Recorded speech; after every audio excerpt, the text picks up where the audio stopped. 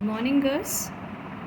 हम जो खनिज संपदा पाठ पढ़ रहे थे, आज हम उसको आगे से करते हैं। आपने पहले वीडियो में देखा था कि कैसे हमें जो कोयला है, कोयले से प्लास्टिक बना, फिर कैसे उससे मिश्रित धातुएं बनी, पीतल, आपका जस्ता, कांसा, वो सब मिले, उनका विस्तार से पढ़ा था। आज हम उसको आगे पढ़ते हैं कि कैसे वैज्ञानिकों ने उन धातुओं को पिघाल कर एक मिश्रित धातुओं का निर्माण किया। धातुओं की खोज और मनुष्य की लगन का ही ये परिणाम है। आज हमारी आणविक भट्टियाँ जो संभव हो सकी हैं, यानी जो उनको पिघलाने का जो कार्य किया है और उनको नए रूप में उनका परिणित करने का कार्य, यानी नए रूप में उनको बनाया गया है, जिसके फलस्वरूप हमारी क्या क्या निर्माण हुआ। ये जो हमारी शक्ति है वो विस्तार पूर्वक है। उसके जो असीमित शक्ति के स्रोत हैं वो जैसे विद्युत चालित मस्तिष्क, यानी विद्युत किरणों के द्वारा जो मस्तिष्क में कार्य करते हैं, जो हजारों प्रश्नों का उत्तर कुछ ही क्षणों में दे देते हैं। रेडियो या ट्रांजिस्टर जो हजारों मीलों की दूर से संगीत और समाचार हम तक पहुंचाते हैं। कृत्रिम उपग्रह, यानी जो आर्टिफिशियल जो प्लैनेट्स हैं, उनके जो आकाश के रहस्यों को स्पष्ट रूप से सम्मुख रख रहे हैं, यानी जो आकाश में जितने भी ज़्यादा रहस्य हैं या जितने भी हमें बातें पहले नहीं पता हो रही थी, वो आज हम जान सकते हैं। और रॉकेट जो मनुष्य को ब्रह्मांड की सैर करा रहे हैं, यानी जैसे अभी मंगलयान छोड़ा था इंडिया ने, तो ये सारी चीज़ें क्या, हमें पूरे यूनिवर्स के विषय में हमें पता चलता है। खनिज पदार्थ भूपटल पर अथवा पृथ्वी के गर्भ में शैलों के भीतर पाए जाते हैं। जैसे हमने बताया कि जो ज़मीन है, उनकी जो सतह हैं, उनसे हमें ये सब खनिज पदार्थ मिलते हैं। जो भाग जितना प्राचीन है, उससे उतना अधिक खनिज प्राप्त होता है। भूगर्भ वेत्ताओं के कथनानुसार भारत का दक्षिणी प्रायद्वीप प्राचीनतम भूखंड है। भूगर्भ किसको कहते हैं? जो पृथ्वी के भीतर की जानकारी रखते हैं। भूगर्भ वेत्ताएं यानी जो एक्सपर्ट हैं पृथ्वी के भीतर की जानकारियों को रखने वाले, जिसका जन्म पृथ्वी के अन्य प्राचीनतम भूखंडों के साथ ही हुआ, उसे अर्कायन युग भी कहते हैं। आर्केयाइन यानी जो आदि युग है, ठीक है। ये इसका टाइम पीरियड दिया है, लगभग 3 अरब 50 करोड़ वर्ष पूर्व हुआ था। इस आदि युग का निर्माण कब हुआ था? 3 अरब 50 करोड़ वर्ष पूर्व। भारत की अधिकांश खानें इसी कारण उड़ीसा, मध्य प्रदेश, राजस्थान, कर्नाटक और केरल में पाई जाती है, ठीक है। खनन कार्य विशेष रूप से कोयले का अत्यंत खतरनाक होता है। खानें बड़ी गहरी होती हैं। भूगर्भ में कई मंजिलों में छोटा मोटा गांव सा बन जाता है, जहां शुद्ध वायु, विद्युत प्रकाश और रेल के आने जाने का प्रबंध करना पड़ता है। कार्यकर्ताओं तथा श्रमिकों को प्रत्येक क्षण मृत्यु का भय रहता है। पता नहीं कब जहरीली गैसों से दम घुट जाए, ऊपर से छत गिर जाए, कहीं से पानी का स्रोत फूट पड़े और सबकी जल समाधि बन जाए। यानी ये बहुत खतरनाक कार्य है। जो ज़मीन के अंदर सुरंग बनाई जाती है, जहाँ से हमें कोयला निकाला जाता है, तो उसके लिए शुद्ध वायु का प्रबंध किया जाता है, प्रकाश का प्रबंध किया जाता है, और वहाँ हमेशा निरंतर डर ही लगा रहता है कि जो पृथ्वी के अंदर से जहरीली गैस हैं वो निकल ना जाए, वो दम ना घुट जाए, कहीं ऊपर से जो पृथ्वी की सतह है वो उनके ऊपर ना गिर जाए। तो ये सारी चीज़ बहुत मुश्किल का कार्य है और बड़ी सुरक्षा के जो उत्तरदायित्व कहते हैं, जो जिम्मेदारी है, ये बहुत कठिन जिम्मेदारी है। आपने एक पिक्चर भी आई थी काला पत्थर, उसमें दिखाया था कि कैसे वो खदान में से कोयला निकालते हैं, कितने मज़दूरों की जान डेली चली जाती है। तो ये बहुत ही जोखिम भरा कार्य है।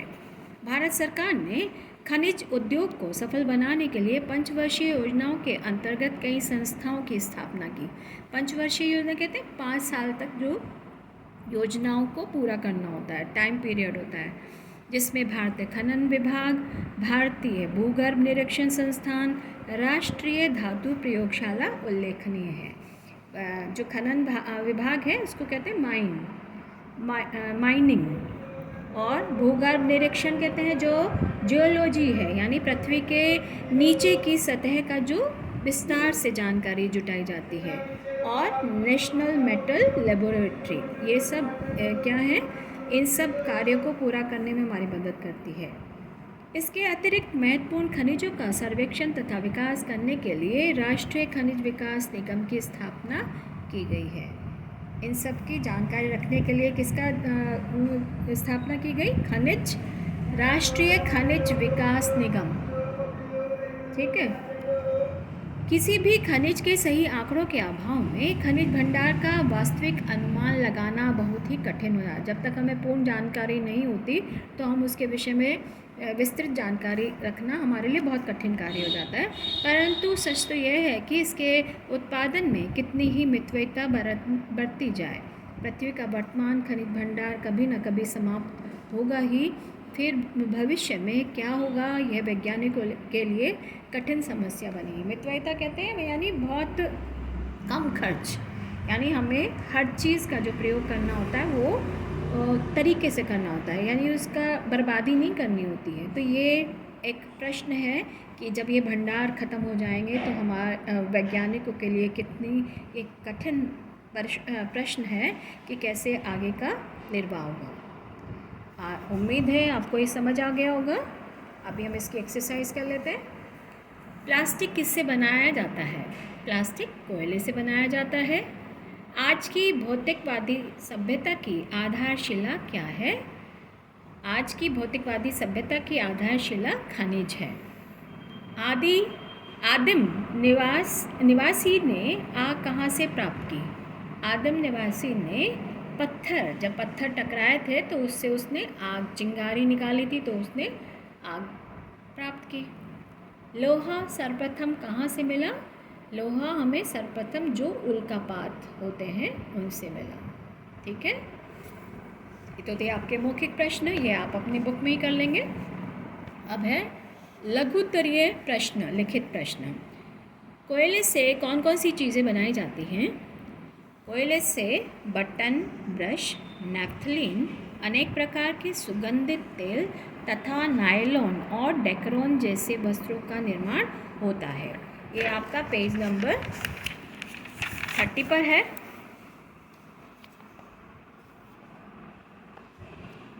सेकेंड लाइन में कोयले से ब्रश, बटन, नैप्थलीन, अनेक प्रकार के सुगंधित तेल तथा नायलॉन और डेकरोन जैसे वस्तुओं का निर्माण होता है। ठीक है। दूसरा प्रश्न है प्रमुख खनिजों के नाम बताइए। भारत में अधिकांश खानें कहाँ पाई जाती हैं और क्यों? प्रमुख खनिज हैं हमारे लोहा, टिन, तांबा, सोना, टंगस्टन, मैग्नीज, जिप्सम आदि ये हमारे प्रमुख खनिज हैं। और ये कहाँ पर पाए जाते हैं? भारत में। भारत में अधिकांश खानें उड़ीसा, मध्य प्रदेश, राजस्थान, कर्नाटक और केरल में पाई जाती हैं। खनिज पदार्थ भूपटल पर अथवा पृथ्वी के गर्भ में शैलों के भीतर पाए जाते हैं। इसका पेज नंबर है 32 पर ये गिवन है। ठीक है, ये वाला खनिज पदार्थ और प्राप्त होते हैं। ठीक है, और यहाँ पर पहले ये लिखेंगे भारत के अधिकांश खाने कहाँ पर है? उड़ीसा, मध्य प्रदेश, राजस्थान। ठीक है, उससे पहले आपको खनिज पदार्थों के विषय में देना पड़ेगा। ठीक है, इसका यहाँ पर है पेज नंबर 30 पर फर्स्ट पैराग्राफ में जो खनिज पदार्थ है कोयले के भांति लोहा, टिन, तांबा, सोना, टंगस्टन, मैग्नीज, जिप्सम आदि अनेक खनिज मिलते हैं। ठीक है, इसकी मैं आपको फ़ोटो क्लिक करके भेज दूँगी। कुछ ऐसी धातुओं के नाम बताइए जो अमिश्रित रूप से मिलती हैं। कौन सी धातुएं हैं? सोना, चांदी, तांबा, ऐसी धातुएं हैं जो अमिश्रित रूप से मिलती हैं। ठीक है, यानी किसी के साथ इसका समायोजन नहीं होता। भारत सरकार ने खनिज उद्योग को सफल बनाने के लिए किन प्रमुख संस्थानों की स्थापना की? राष्ट्रीय खनिज विकास निगम की स्थापना किस उद्देश्य से की गई है?